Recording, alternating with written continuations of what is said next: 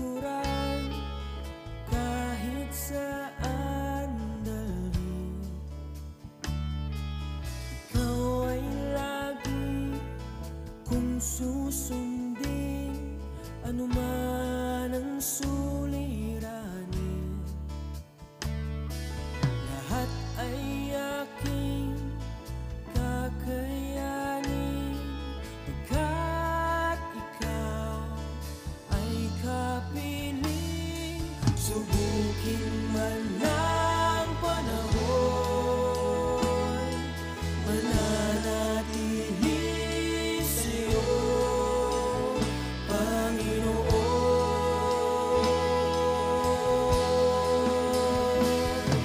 Walang alinlangang maglilingkod, walang pangambang sa'yo ay susunod.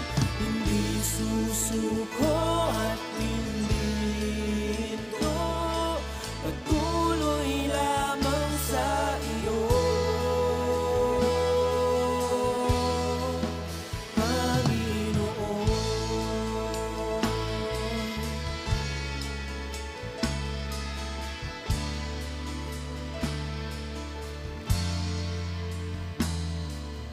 Ikaw ang aking paglilingkuran kahit saan dalhin. Ikaw ay lagi kung susundin, anuman ang suliranin.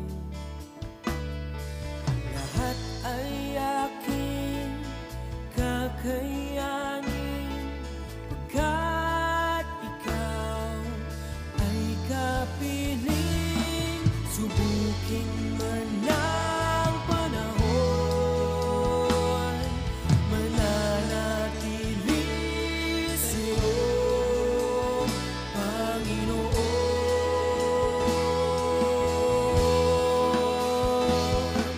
Walang alinlangang maglilingkod, walang pangambang sa'yo ay susunod.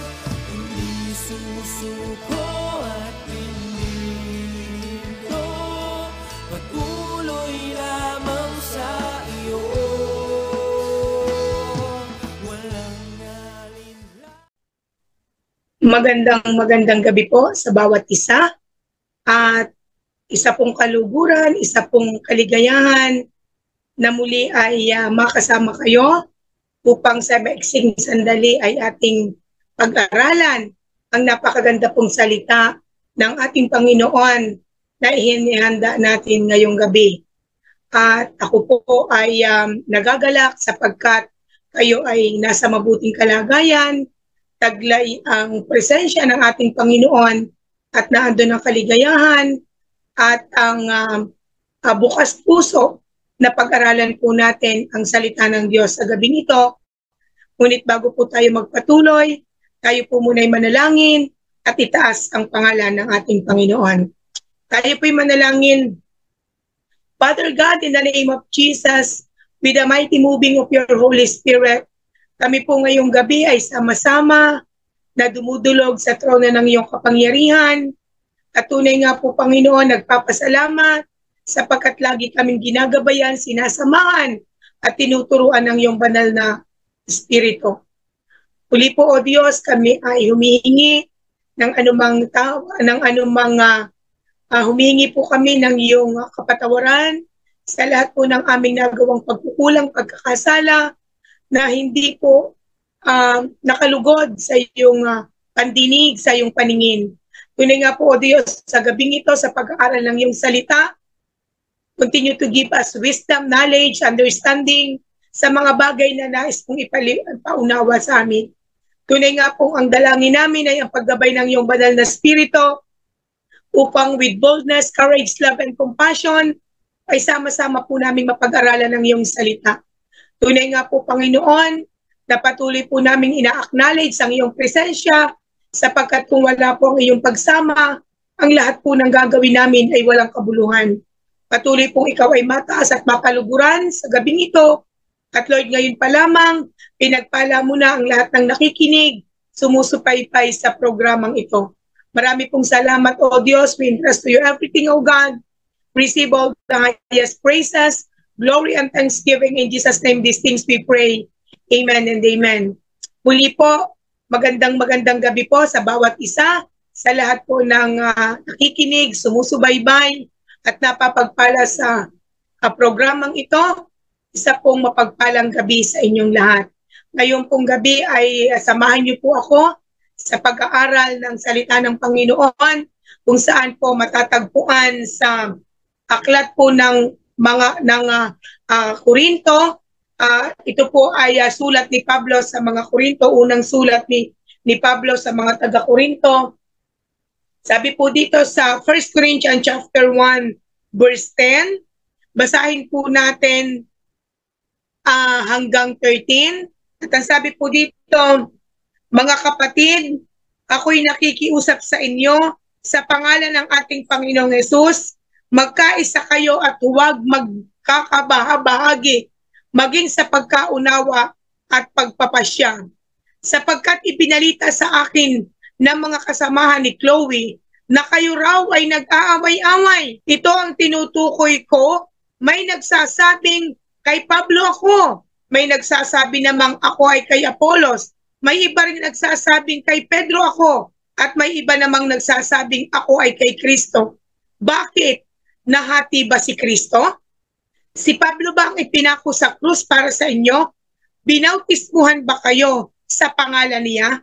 And verse 14, sama po natin, salamat sa Diyos at wala akong binautismuhan sa inyo maliban kay Kristo at Gaius. Kaya hindi ninyo masasabing kayo'y binautismuhan sa aking pangalan. And verse 16, ako nga rin pala ang nagbautismo sa sambahayan ni Estefanas. Maliban sa kanya'y wala akong natatanda ang binautismuhan ko. And verse 17, sapagkat isinugo ako ni Kristo, hindi upang magbautismo, kundi upang mangaral ng magandang balita. At hindi sa pamamagitan ng mahusay na pagtatalumpati at karunungan ng tao, nang sa gayon ay hindi mawala ng kabuluhan ang pagkamatay ni Kristo sa krus. Purihin po ang pagkakabasa ng buhay at makapangyarihang salita. Alam po natin na ang gawaing itinatag ni Pablo sa lugar po ng Korinto ay naging mabunga, naging maunlad. Alam po natin na ang lugar ng Korinto ay isang masaganang lugar sapagkat kilala po ang mga taga-Korinto, ang mga Corinthians sa larangan po ng kalakalan.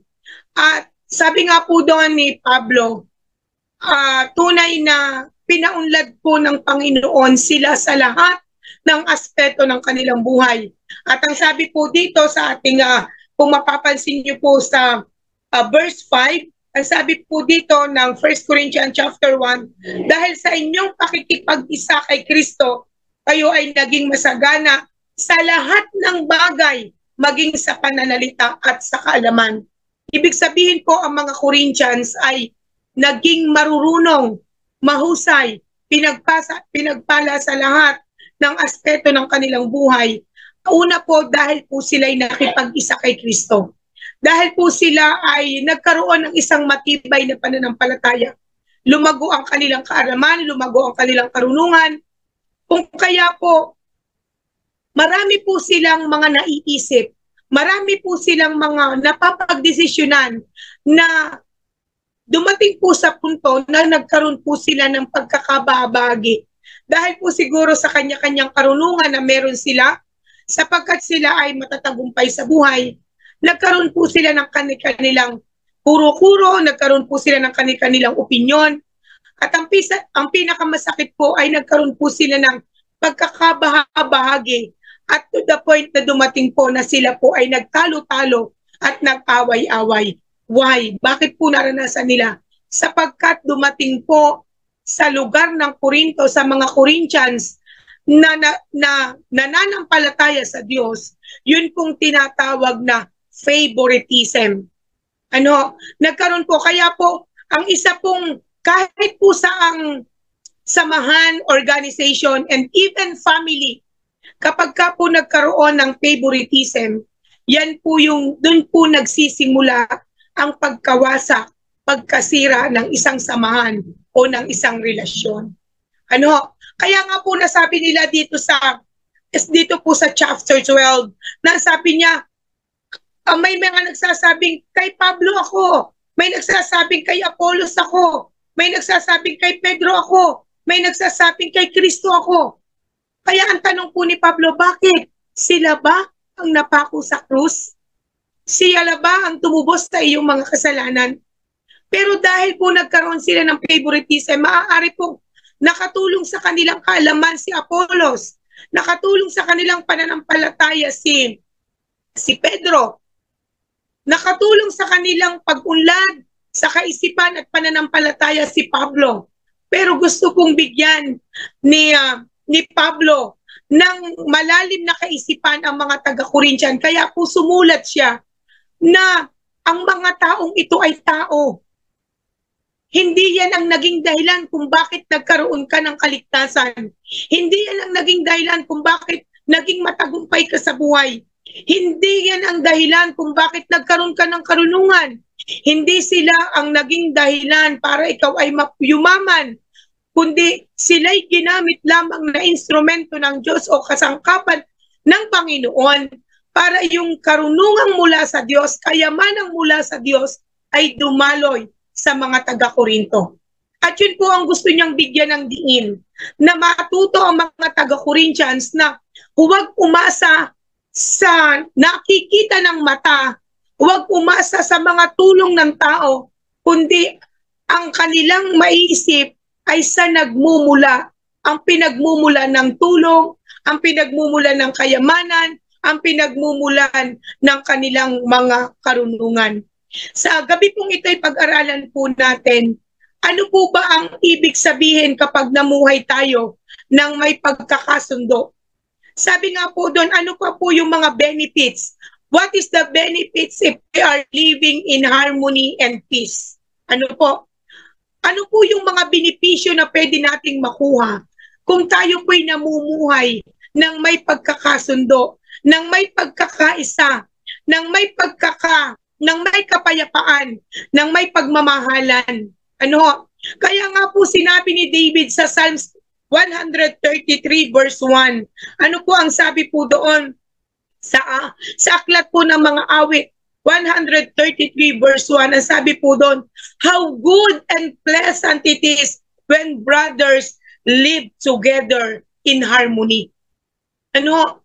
Ganun daw po, sabi nga daw po, ganun po napakagandang tingnan, kaaya-ayang tingnan ang mga magkakapatid ay namumuhay ng may pagkakasundo, ng may pagkakaisa.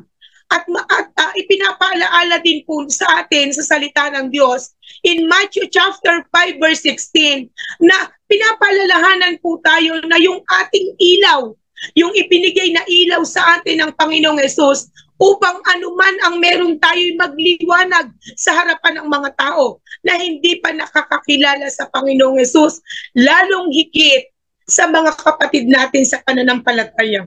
Ano po ang sabi po doon? In the same way, let your light shine before others so that they may see your good works and give glory to our Lord or to our Father God in heaven. Ibig sabihin, paglingasin po natin, pagliwanagin po natin yung mga ilaw na taglay natin sa harapan ng maraming tao. Nang sa gayon daw po, hindi mapaluguran ang iyong pastor. Hindi ang mapaluguran ay ang iyong leaders. Hindi si Apollos, hindi si Pedro, hindi si Pablo. Kundi ang mapaluguran ay ang ating Amang nasa langit na nagbibigay ng lahat ng bagay. Ano po? Pag sinabi po nating harmony in biblical principle, ito po yung pagkakasundo, pagkakaisa, kapayapaan, lalong higit po sa magkakapatid sa Panginoon. Ano, nakakalungkot pong isipin, katulad po ni Pablo, na mabalitaan na ang ating mga kapatiran, ang ating mga minamahal na kapatid na nabahagihan, nakita nating lumago, nakita nating nagkaroon ng matibay na pananampalataya. Ngunit dahil sa galing na taglay ng bawat isa, nagkakaroon ng pagtatalo-talo. At sa isa pong namumuno, sa isa pong pastor, sa isa pong leaders, sa isa pong pinagkatiwalaan ng Diyos, ay isa pong kalungkutan na mabalitaan na ang ating mga kapatid, saan man lugar sila naroon, ay nagkakaroon ng hindi pagkakasundo. Kahit po sa ating ministeryo, sa ating ministry na kinabibilangan, isa pong kalungkutan, lalong higit sa tagapanguna, na ang kanyang mga nasasakupan, ang kanyang mga anak, ay hindi nagkakasundo. Even po sa family, napakasakit po sa isang magulang na hindi nagkakasundo ang kanyang mga anak. Napakasakit din po sa isang trabaho, sa isang negosyo na pinangungunahan mo, kapag ang iyong mga tauhan ay walang pagkakaisa. Lalong higit po, napakasakit kapag sa ministeryo ng Diyos ay hindi tayo magkakatagpo, magkakasundo, hindi tayo pinag-ugnay-ugnay. Ang isa pong puzzle, walang kahusayan, walang maganda kang makukuha kapag ang isa pong puzzle ay tiningnan mo into pieces. Pero kahit po sila'y magkakaiba ng sukat, kahit sila'y magkakaiba ng hugis, kapag inilagay mo sila sa kanang lugar, kapag pinagtagpo-tagpo mo sila at pinag-ugnay-ugnay mo, makakabuo ka ng isang magandang salita or isang magandang larawan. Pero kung yan po ay hiwa-hiwalay, hindi mo makikita ang totoong kahulugan niya at totoong handa ng anumang imaheng nakapaloob dyan. Ganon din po sa ating buhay. Gaano man kaganda ng ating layunin, gaano man po kaganda ng ating hadikain, kapag walang pagkakasundo, kapag walang pagkakaisa, kapag walang pagkakaisa ng isipan, ng puso, kapag iba't iba po ang nilalaman ng puso, wala pong kabuluhan at hindi po tayo magtatagumpay. Sa oras pong ito, mga magulang kapatid, alam niyo po ba na lalong higit po, ito po'y pinatutungkulan ni Pablo, ito pong kanyang sulat na ito na ating binasa. Ito po'y address niya sa mga mananampalataya ng Panginoon. At nakakalungkot po sa kanyang puso na mapabalitaan, may pagkakanya-kanya, may pagkakabahagi, lalong higit po yung may pagkakaaway-away. Ang ating pong mga kapatid ay hindi natin kaaway. Dapat sila po yung ating kakampi. Sila po yung ating karamay. Ang ating pong mga pastor ay hindi natin kaaway. Kahit po tayo itinutuwid kung minsan at ipinapaunawa sa atin kung ano ang tama. Sila po yung ating mga magulang at gabay sa atin pong pananampalataya. Ang atin pong mga tagapanguna, workers, leaders, ay hindi po natin dapat ang maging kaaway. Sila po'y ating kakampi at kasama sa ating paglago. Ang isa pong gawain ng Panginoon ay hindi po kaya na nag-iisa, ng pastor lamang, ng workers lamang. Ngunit kapag ka po yung kakayanan ng bawat isa, may pastor, may mapagmahal na mga workers, leaders, ang mga members ay nakikisa na andun po, nagkakaroon po ng isang malusog, nagkakaroon po ng isang matagumpay at isang mabungang gawain. Kailangan po natin ng bawat isa. Kaya po sa oras na ito, ay ano nga po ba yung mga benepisyo? Kapag po tayo ay nagkaroon ng pagkakasundo, ng pagkakaisa, at nagkaroon po tayo ng kapayapaan. Ano po ba yung mga benefits if we are living in harmony and peace? Una po dito, everything will put into order. Uulitin ko po, everything will put into order. Ang lahat po ay malalagay sa kaayusan. Even po, kahit po tayo sa ating pamilya, even po naramdaman na natin, ako isang magulang, meron po akong 3 anak. Yang akin pong 3 anak, kahit po yan ay sa akin lahat ng galing na katawan, Yan ay aking mga anak, isa naman po ang ama. Ibig sabihin, pagka po sila ay lumaki, kahit po pare-pareho ang iyong pagpapalaki, mayroon po rin pa rin silang iba't ibang pag-uugali, iba't ibang gusto at iba't ibang hilig. Pero hindi po dahil magkakaiba ay hindi na magkakasundo. Kahit po magkakaiba, kapag pinuksan po natin ang ating puso't isipan, tatanggapin po natin kung ano po ang kahinaan at kalakasan ng bawat isa. Hindi po natin po pwede na sabihin na hindi tayo magkakasundo kahit ba tayo magkapatid dahil magkaiba ang ating opinyon, magkaiba ang ating gusto, magkaiba ang ating hilig, magkaiba ang ating pananaw sa buhay. Pero dahil po nandun yung pagmamahal, nandun po yung kaisipang ang nais mo'y mabuhay ng may pagkakasundo at may kapayapaan, bukas palad, bukas puso mong tatanggapin kung anuman ang kalalagayan, anuman ang kahinaan, anuman ang kalakasan ng iyong mahal sa buhay. Even po sa mag-asawa, ang mag-asawa po'y galing sa magkaibang pamilya, magkaiba ng kinalakhan, pero bakit po sila'y nagkakaisa? Bakit po ang mag-asawa'y nagkakasundo? Bakit po nagkakaunawaan? Sapagkat sila po'y pinag-isa ng ating Panginoon sa puso't isipan. Kaya po, kapag po nilawakan natin ang ating pangunawa at naandun po lagi ang ating pong pag-ibig sa bawat isa, mauunawaan po natin na hindi po lahat ng bagay ay approve sa atin. At kahit po hindi approve sa atin, hindi ibig sabihin hindi na po tayo magkakaisa. Kundi ang isa pong pamilya na merong harmonious relationship in spite of differences, na andun po kita mo, napakabilis po ng pag-unlad at pagtatagumpay ng pamilyang ito. Dumadating po sa punto na nagiging isang magandang halimbawa at magandang ehemplo ang pamilyang ito sa mata ng marami. Yun po yung sinasabing, hayaan mo na ikaw, ang ilaw na hawak ng pamilya mo'y magliwanag sa ibang pamilya. Ano po? Kaya nga po tayo pinayuhan. Kahit po tayo magkakaiba, kahit po tayo ay magkakaiba ng opinyon at pananaw, dahil tayo ay pinag-isa ni Kristo, iisang Panginoon na ating pinananampalatayanan at tinatawagan, tayo po'y nagkakaisa at nagkakaunawaan. Kaya po ang sabi sa Colossians chapter 3, verse 17, at anuman ang inyong gagawin o sasabihin, gawin ninyong lahat sa pangalan ng Panginoong Hesus at sa pamamagitan niya ay magpasalamat kayo sa Diyos Ama.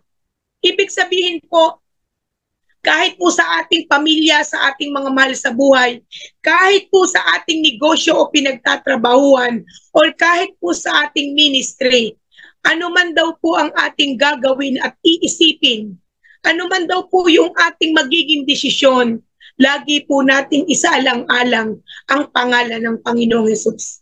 Sa atin po bang sasabihin? Sa atin po bang iisipin? Sa atin po bang magiging desisyon?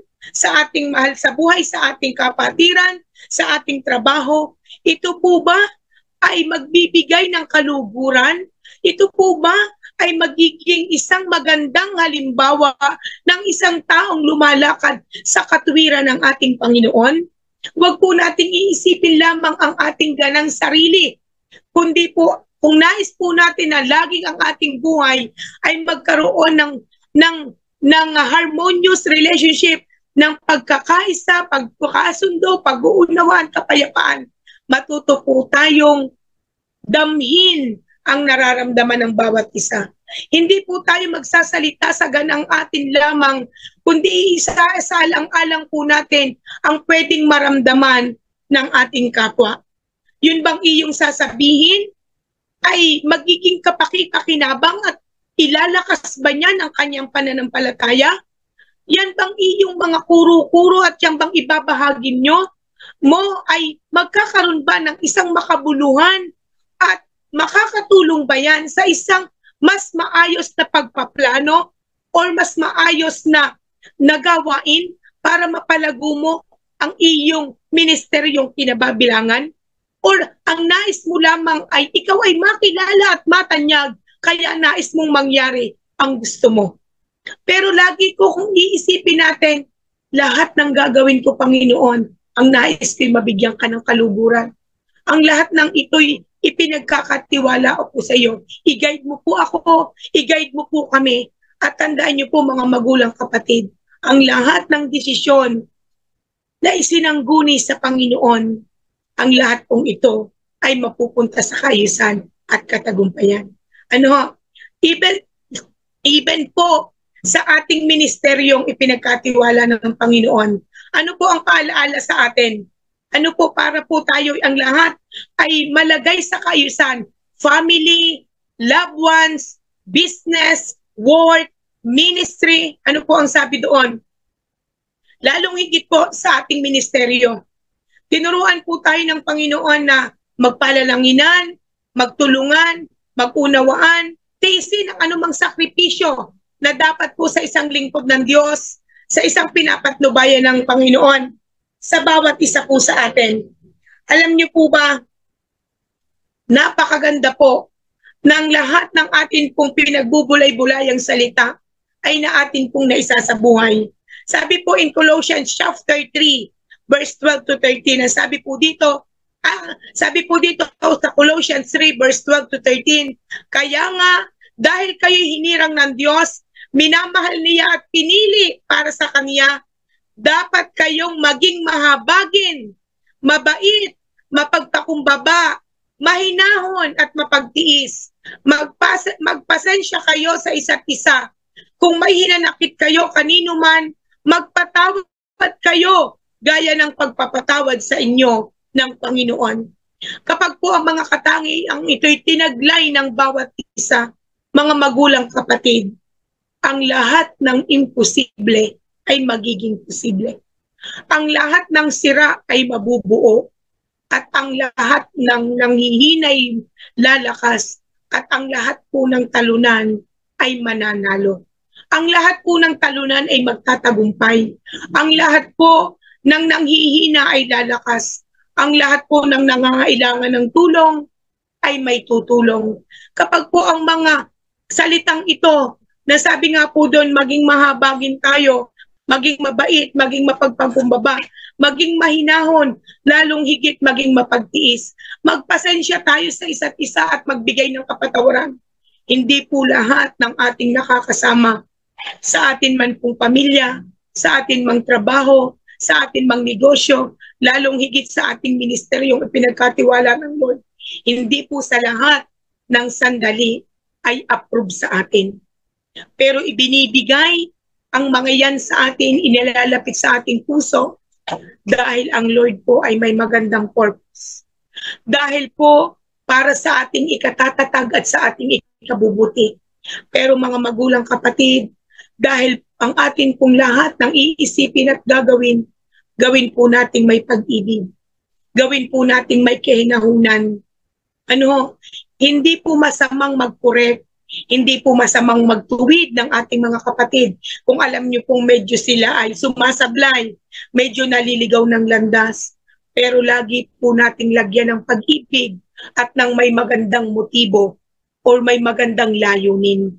Para po ang lahat ng ating gagawin ay magbigay lamang ng kaluguran sa ating Panginoon. Kung minsan po, alam niyo po ba mga magulang kapatid, sa lahat ng ating ginagawa, basta isinasalang-alang natin ang damdamin ng ating Panginoon. Isinasabuhay po natin ang mga aral ng ating Panginoon. Alam niyo po bang iseset aside mo kung ano yung gusto mo sana para sa sarili mo.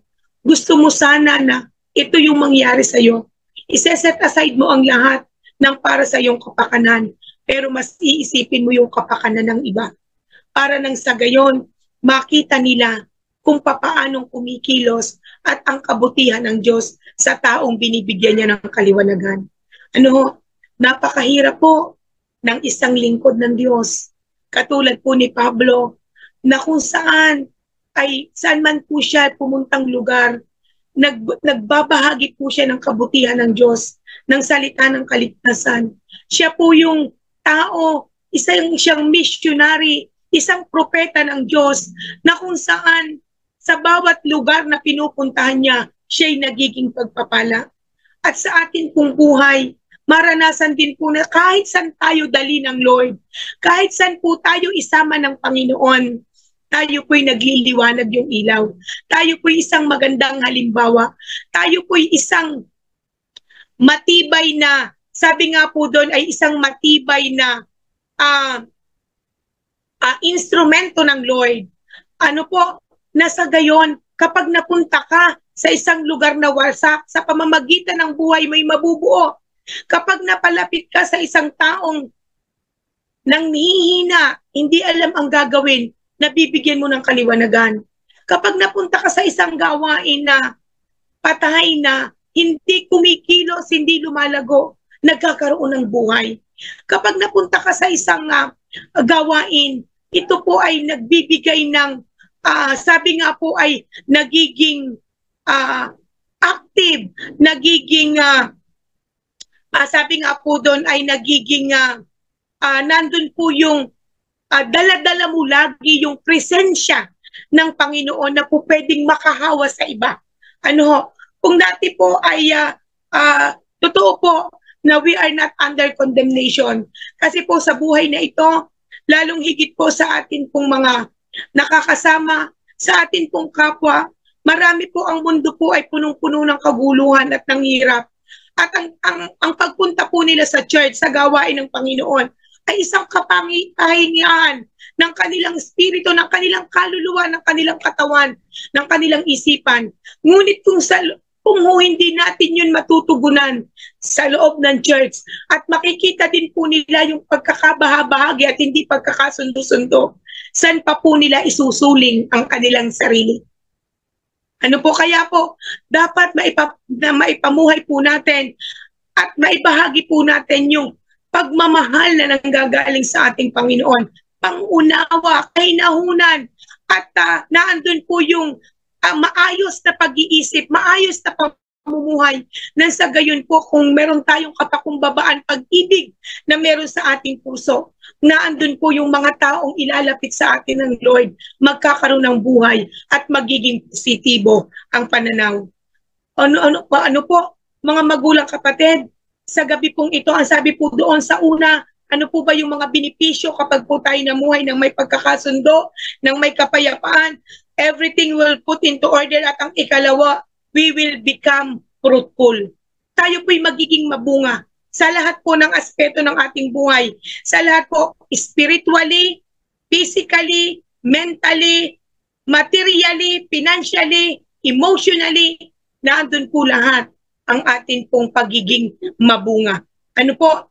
Ang sabi po doon, kapag ka po ang isang gawain ay napuspos ng banal na Espiritu ng Lord, lagi silang dumudulog sama-sama. Alam niyo po, hindi po mapapatunayan ang isang harmonious relationship kung wala kang kasama. Kung ikaw ay nag-iisa. At ito po ay talagang makikita sa iyong loob ng pamilya kasama ang iyong mga mahal sa buhay. Sa loob ng iyong pinagtatrabahuhan, sa loob ng inyong negosyo, lalong higit sa loob ng ministry na ipinagkaloob sa iyo ng Panginoon.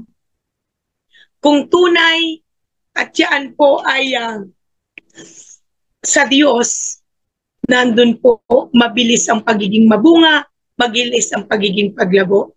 Ang sabi po dito sa aklat ng mga gawa, Acts chapter 2 verse 46 to 47, ano po ang sabi dito? Araw-araw, sila'y nagkakatipon sa templo at nagpipira-piraso ng tinapay sa kanilang mga tahanan na masaya at may malinis na kalooban.